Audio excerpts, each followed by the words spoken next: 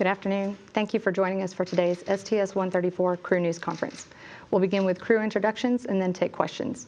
Mark Kelly, a captain in the U.S. Navy, will serve as a commander for this final mission of Space Shuttle Endeavour. Mark was selected to join the astronaut corps in 1996. He has flown on 3 prior space shuttle missions, STS-108 in 2001, STS-121 in 2006, and STS-124 in 2008. We'll now turn it over to Mark to introduce his crew. Mark. Well, thank you for coming here today. I'm going to introduce my crew in a second. It's great to be here with them today. They're a very talented group, and I'm happy to have them on this crew with me. It's a bittersweet privilege to be taking Endeavour on its last flight, delivering the last major piece to the ISS.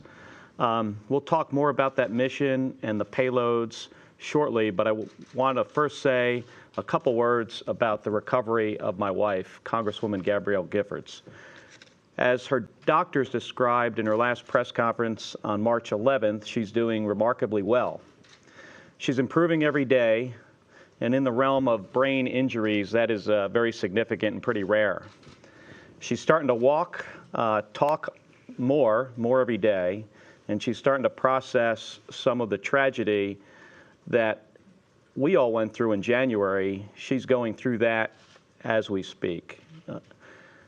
Despite that, she remains in a very good mood. She spends most of her day in therapy, enjoys brief visits from friends and colleagues. She was really happy to see my brother last week after he returned from space. She gets staff briefings from her staff when they're in town on what's going on with her office in the district and what's going on in Congress. I see her every morning before I go to work and when I come home from work at the end of my day. I've said on a few occasions that I'd like her to attend the launch. She wants to attend. She's been looking forward to this for a long time. As NASA's one of NASA's biggest supporters in Congress, you know, she was really looking forward to having the opportunity to be there. And I think there's a pretty good chance that's going to happen. We still don't know for sure, and I'm just awaiting, you know, final approval from her doctors. Today, I'd like to talk about STS-134. It's an important mission. We've been training for this flight for over 18 months. I know you guys have a lot of questions about it. I'd like you to respect the fact that this is about STS-134, and it's not about my wife's recovery. I'll be happy to take those questions about anything in my personal life. I'll be happy to talk about that, but that's at a later time, and we could coordinate that through Gabrielle's office. So before I continue, I want to tell you a little bit about my crew. Sitting to my left is Greg Johnson. Greg strapped me in for my first flight, STS-108, a long time ago. He's a retired colonel in the U.S. Air Force. He's our pilot. He was a pilot on STS-123. He's a graduate of the U.S. Air Force Academy, Columbia University, and the University of Texas. In the Air Force, he was an F-15E Strike Eagle pilot. He flew in Operation Desert Storm and Southern Watch. I probably passed him in the middle of the night over Iraq a long time ago. He's also an Air Force test pilot. To Greg's left is Mike Fincke. Mike is a colonel in the U.S. Air Force. He's a graduate of both MIT and Stanford. He flew on Expedition 9 and was the commander of Expedition 18. He's done 6 Russian spacewalks. He's one of our 3 spacewalkers for this mission. On flight day 12 of our flight, Mike is going to surpass Peggy Whitson as being the American with the most time in space. It'll be somewhere north of 380 days, and that's going to happen on flight day 12. Next to Mike is Roberto Vittori. He's a colonel in the Italian Air Force. He's an ESA astronaut, but he's on a mission for the Italian Space Agency. He's a graduate of the Italian Air Force Academy, the University of Naples, and the University of Perugia. He's also a graduate of the U.S. Naval Test Pilot School, and I first met Roberto when we were both test pilots in Patuxent River, Maryland. Roberto's flown 2 flights on the Soyuz up to the space station, so this will be his first flight on the space shuttle. Next to Mike is Drew Feustel. Drew is our lead spacewalker for this mission. He flew on STS-125, doing multiple spacewalks for the last repair of the Hubble Space Telescope.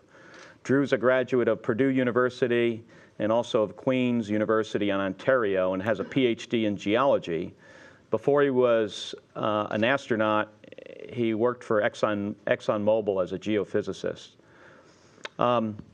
MS4, next to Drew, is Greg Chamitoff. Greg and I flew together in STS-124, where I closed the hatch on him and nobody showed up for 6 months until he was picked up on STS-126. So he's flown a 6-month mission to the ISS. He's a graduate of both Caltech and MIT, has a PhD in aeronautics and astronautics, and I'm looking forward to getting the opportunity to fly with Greg again. He'll be doing a couple spacewalks as well on this mission. STS-134, we're bringing up the alpha magnetic spectrometer. It's a pretty sophisticated payload. It's been in development for 16 years. It's going to look for antimatter, dark energy. It's a collaboration from 16 different countries with 600 scientists. So we're pretty excited about what this means for science aboard the ISS and for, real science on the, on the origin of the universe. We're also going to deliver a platform of critical spare parts called ELC-3. It's got a bunch of components that can be used on the outside of the space station if we have future failures. So it puts us in a good position for life on station after the last space shuttle flight. STS-134 will be the final space shuttle EVA mission. So it's going to be the final time that space shuttle crew members do spacewalks. So on this flight, we're going to be doing 4 of those. It's also the 25th and final flight of Space Shuttle Endeavour. After we add AMS and ELC-3, I think the space station is going to be about 1 million pounds in mass. So we have a pretty significant capability on orbit that we're looking forward to using for 10, 15 years to come, hopefully, maybe even longer than that. So now I'd like to open it up to questions. I'm going to turn it back over to Nicole for that. Thank you, Mark. As a reminder, this briefing is to focus on the 134 mission. As we have a limited time with the crew, you'll be limited to 1 question each, and please keep them focused on the mission. We will start with questions here at the Johnson Space Center, and if time permits, we'll take questions from Kennedy Space Center and headquarters. And we'll start at this side with CBS. Bill Horowitz, CBS for the commander. The last time we saw you was on February 4th when you said you were going to come back in command. Can you give us a sense of how the training has gone after taking a bit of a layoff? And I need to ask one second question, which is kind of a follow-up from your introductory remarks. You were saying that you'd be happy to chat later down the road, but to go through the representative's office. Is that the way that works as opposed to going through NASA to arrange interviews? Yeah, I think for something that's regard to my personal life, which I think most people want to focus on my wife in that case, I think it's appropriate to probably go through her office because it concerns her. The training, when I took about 3 weeks to a month off for the initial part of her recovery, it was actually a pretty good time for that to happen because we recently had a launch slip. So when I got back to work, our schedule wasn't really, jammed up in any way. It's been a reasonable training flow. We've completed everything. Ahead of us, we have terminal countdown test, a post-insertion sim, 2 ascent, 1 entry sims, some STAs, a couple more MBL runs, and then we'll be heading down for launch. All right, thank you. Over here. Mark, this is for you. Greg Dobbs with HDNet Television.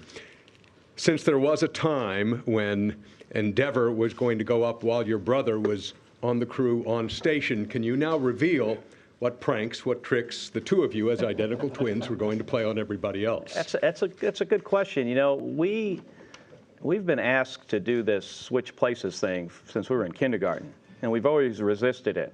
So we actually did have something set up where when we were closing the hatch, and this would have upset MCC, I think, a little bit unless they were onto us, but my plan was to change shirts, shave my mustache. He had a fake one.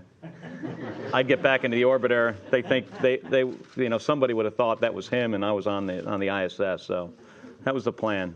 Is that true? There it is. All right, over here. Gina Sinceri, ABC News. I'm going to throw this one to Mike Fincke. We got a very thorough briefing from Dr. Ting about alpha magnetic spectrometer. I'm looking for a civilian definition, if you're willing to give that to me. Absolutely. The universe as we know it, we a few years ago, we thought we knew everything, or mostly everything, and we were just trying to get a little bit better acquainted with the universe, and maybe nail down a few parameters. The Hubble Space Telescope helped us understand the age of the universe. But it also opened up a new Pandora's box. It turns out that 85% of the universe we don't understand. We don't understand why galaxies just don't fly apart. And now, we're all the physicists are really scratching their heads.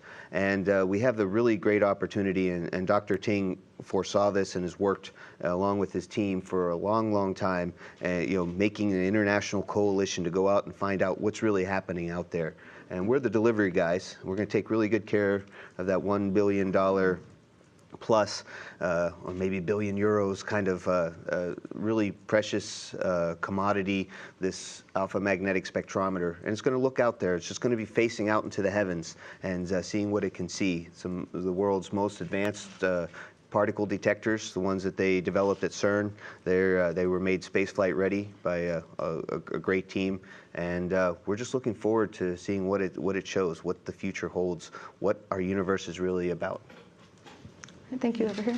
Marcia Dunn, Associated Press for the Commander. Have you found it more difficult than you might have envisioned to focus on your mission this close to flight when you're trying best as you can to split your time between work and your family? I'm not splitting my time, so I'm here during the day or whenever I'm scheduled for training. But no, it's not difficult to focus. I've been through this. It's my 4th flight, so I'm spending as much time as I would focused on the mission, as if this never even happened to my wife. Go ahead. Janet Shamlian from NBC News. On that same note, you've described being by your wife's side every day during her recovery. So during this mission, how will it be for you to be apart from her for this period of time? It's always difficult, from being, I think I speak for all of us that it's difficult to be away from home and away from your spouses, but there are people in the military that, deploy for much longer periods of time, and expedition crew members like Mike and Greg, who have spent, Mike has spent over a year in space and Greg 6 months, so. It's a unique situation. It is. Okay, next. Hi, Clara Moskowitz with Space.com. And for the Commander, can you talk about the legacy of Endeavour during its last mission as compared to the other orbiters?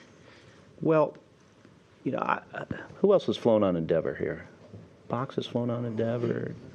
Taz has flown. So three out of 6 of us have flown on Endeavour. So it's, it's pretty close to my heart, as it's the first space shuttle I flew on in 2001. So I'm glad it's, the one I'm going to fly on last. It's the baby of the fleet.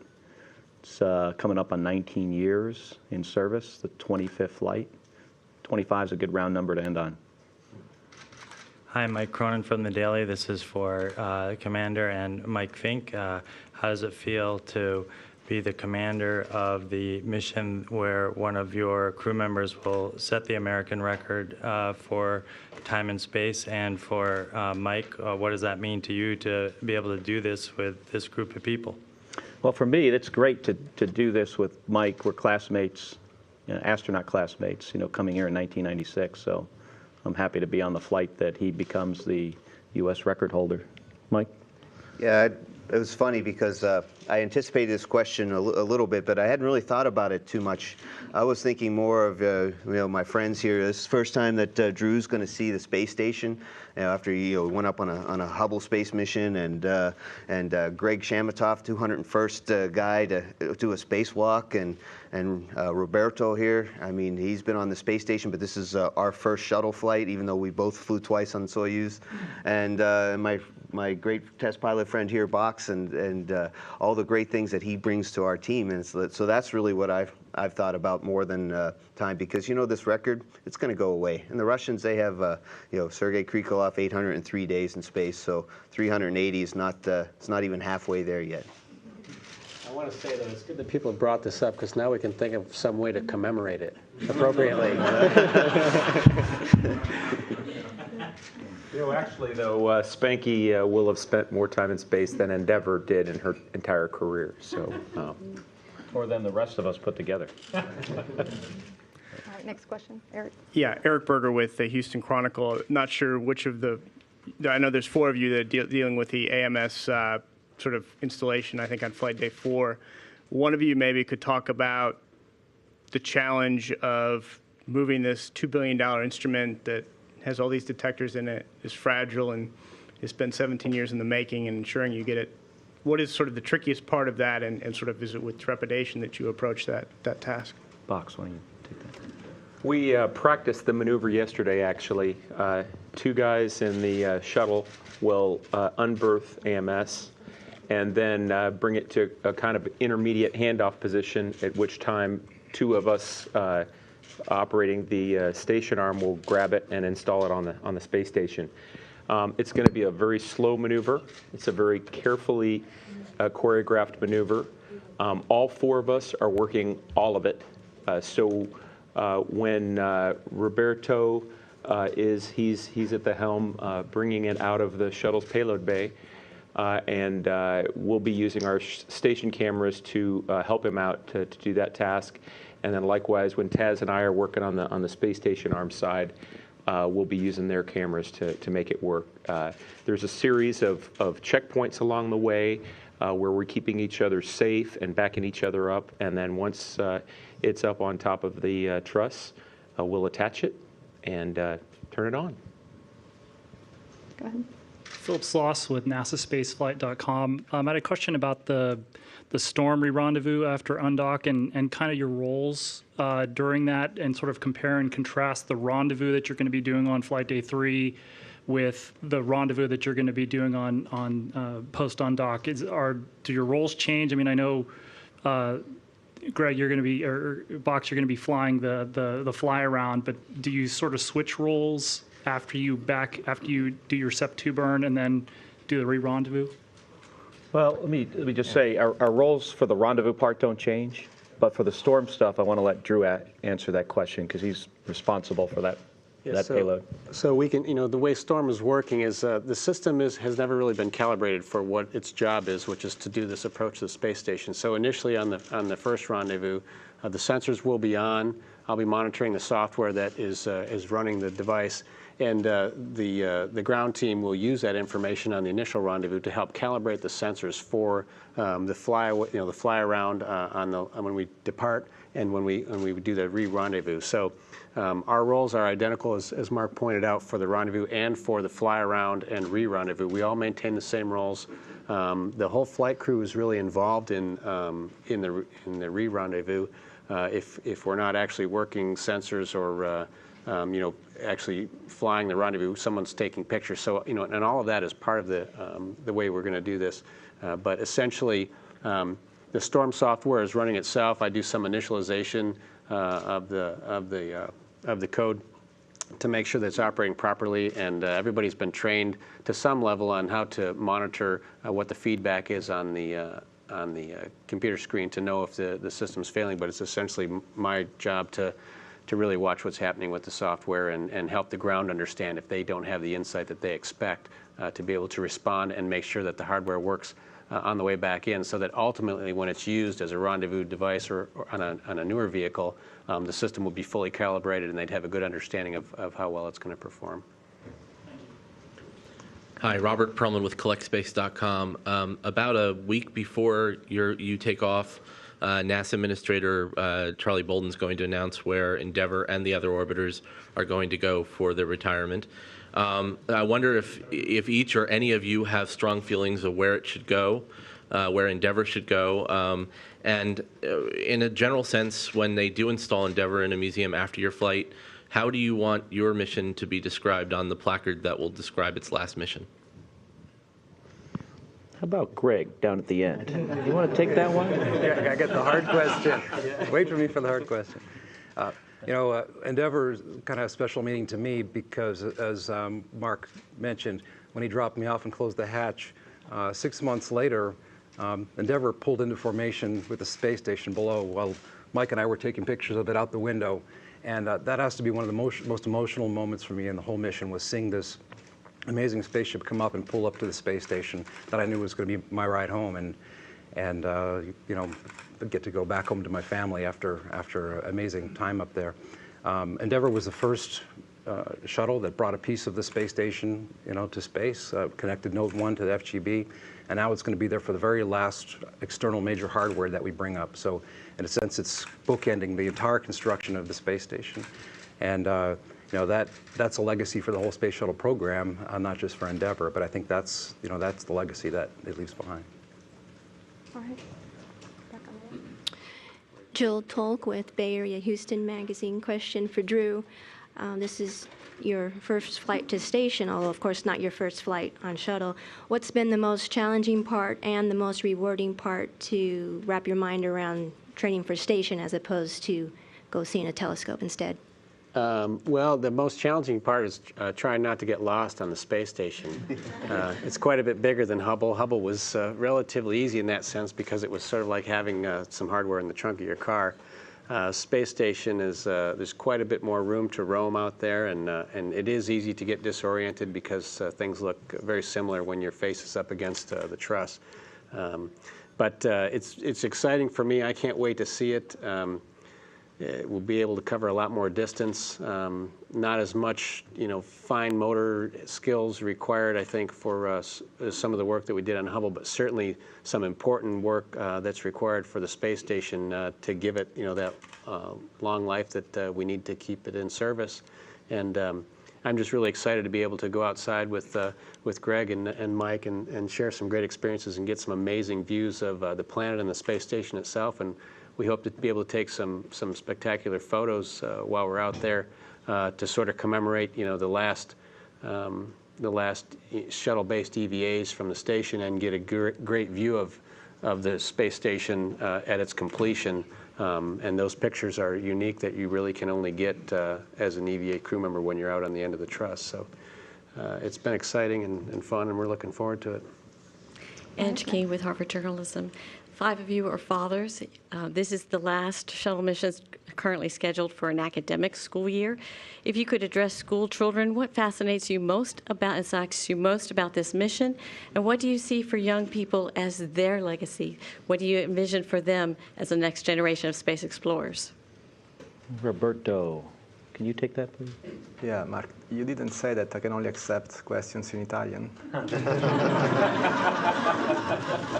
Or being easy, I can enlarge it to French or German. Well, this is the last flight for Endeavour, but it's my first shuttle flight I'm very excited about. I have 3 children, and I share with them my excitement for a mission that, despite it is presented as the last one, in my eyes is one of the milestones for transportation of future generation. The shuttle, for me, is nothing else than the father of anything that will fly in the future at hypersonic speed and will make our world much smaller. So I look with excitement to this mission, and I try to share my excitement to my kids and any other child I have the opportunity to talk to. Irene Klotz with Reuters. Mark, thanks for the update about your wife. I think she's been on a lot of people's minds. And forgive this question, but I guess I'm just curious why you had a last-minute change of heart and canceled your round-robin interviews. Well, I expected to get that question because, the main reason is because I anticipated that I would likely get a lot of questions about her, which I wanted to address just in a statement. And I feel that, pretty much anything about the mission we can cover right here. So that's basically the reason. All right. Gina Sinceri, ABC News, with a question for Greg. The commander on Drew's mission told me that the pilot's doing all the work on launch. Can you tell me what the commander actually does during launch? The first commander that I flew with, Dom Gorey, also happened to be Mark's first commander. And we used to joke with Dom, we used to call him Gator, because all he did was float around and eat. But no, the commander's job is a very complicated job, especially for this flight. We have a group that is come from a lot of different backgrounds, a lot of experience. And when you get various experience from different sources, it's hard to build that team together to do something without a lot of dissension from the ranks. And so I think Mark's done a great job doing that. We've had a little extra time to build this team, but we have a very, very strong team. And so the commander sets the tone for the mission, and ultimately the commander is responsible for everything that happens on the mission. Now, as a pilot, yeah, I have a lot of fun things to do. I want to make sure that everybody gets fed, that all the trash is taken care of, that the toilet operates perfectly. And then for ascent and entry and rendezvous, I'll be backing up Mark along the way. So, it's a team effort, but the commander kind of keeps things going in the proper direction, and that's really, I view, as Mark's role. Okay. Max Hoffman with German broadcaster Deutsche Welle. This is a question for the commander. You've been up there a couple of times on a shuttle. How do you feel about this being definitely the last time up there on a shuttle? So yeah, this is my fourth flight to ISS on the space shuttle. It's kind of sad to see the space shuttle retired. It's been an incredible success over a long period of time, and it brings a capability that's certainly we're not going to replace with the next vehicle. So it's sad to see it go. I think it's probably the right time to retire the shuttle and move on to something else so we can get at a low Earth orbit and start to explore the solar system again. So even though it's kind of sad, it's exciting to do something new. Hi, Elizabeth Saab with The Daily. Commander Kelly, on your previous flights, you've had the song A Beautiful Day to wake up to in the morning. Do you guys have a song that you're going to take up there with you to wake yourselves up in the morning? Hey, Drew, Drew, why don't you take that? Mine are a surprise. So I don't want to talk about wake-up songs. But can I? We do all have some wake-up songs. Some of us have surprise wake-up songs. If you know what mine is, don't tell me. But everybody has selected a few songs, and we also have winners of a contest, right? That were selected. The original composers that wrote songs for the space. As wake-up music, and I believe 2 of those songs, am I right, Mark? Nicole? 2. Will be played on our mission and on the last 2 days. So we all have music that we have either selected or had selected for us, and then there's the additional songs. Jim Oberg over here at NBC. You have other responsibilities too, of course, but besides all these record-breaking flights and last flights, and one of them is as the point of the spear of a much bigger team. People you're working with are facing some other tensions of their own. How have you, in terms of the near future of their careers, how have you been working with your people who support you to encourage them and help them keep their heads in the game too? Well, training for a shuttle mission is very planned out over a long period of time. So there's stuff that we do to try to support our team. We have social events with them. We take trips to Florida on occasion to support the great group of folks there that processes the vehicle, gets it ready for launch. We've got a large team of people in mission control, and as you said, Jim, some of those folks are going to be out of work here shortly. They're all professionals. I mean, we're certainly very sympathetic, and we talk to those folks every day. I had a conversation with Lisa Martinetti 2 days ago, who's worked here for I think more than 19 years, and she's dedicated her life to space flight, and she's got a very positive outlook on it, as do other people.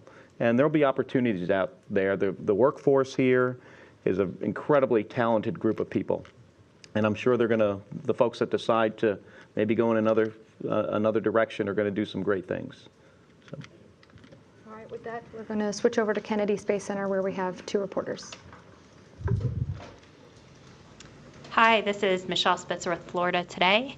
Can some or all of you talk about what it means to be part of Endeavour's final flight? And will any of you be bringing up any trinkets to commemorate this last flight? Anything to remind you of your family while you're up there? Greg, why don't you take that? Sure. Yeah, I'm taking a couple of things for my kids. I have 2 kids that are 6 years old, a girl and a boy, and they they were very young when I was on my last flight, so they didn't necessarily understand exactly what was going on, and this time they have a much better idea. So I've got it's kind of funny, I've got a little seal, but my daughter named the seal Porcupine. So it's Porcupine that's going up. And another little penguin my son wanted me to bring named Zach. And I've got some other things, for different organizations that I've been a part of. The Boy Scouts of America, they made a patch special for our flight that I'll be carrying, and a few other special things like that.